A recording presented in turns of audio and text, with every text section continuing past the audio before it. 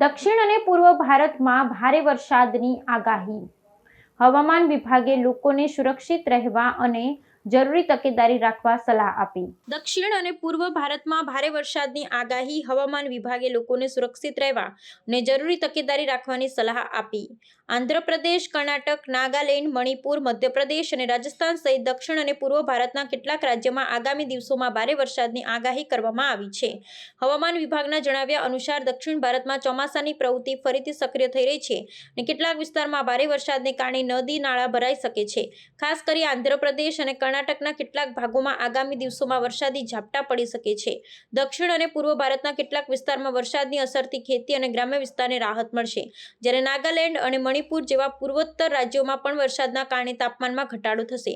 મધ્યપ્રદેશ અને રાજસ્થાનના કેટલાક ભાગોમાં પણ વરસાદી માહોલ સર્જાઈ શકે છે, જેના કારણે ખેડૂતોમાં આશા જાગી છે. બીજી તરફ ઉત્તર ભારતમાં દિલ્હી, હરિયાણા, પંજાબ, ઉત્તર રાજસ્થાન અને ઉત્તર પ્રદેશમાં કાળઝાળ ગરમીની આગાહી છે. અહીં હવામાન વિભાગે તાપમાનમાં 44-46 ડિગ્રી સેલ્સિયસ સુધી જવાની સંભાવના વ્યક્ત કરી છે, જેને કારણે લોકોમાં ગરમીથી બચવા માટેની ચેતવણી આપવામાં આવી છે. ખાસ કરી દિલ્હી અને ઉત્તર પ્રદેશમાં લૂના ઝાપટા અને ગરમીને કારણે સામાન્ય જીવન પર અસર પડી શકે છે.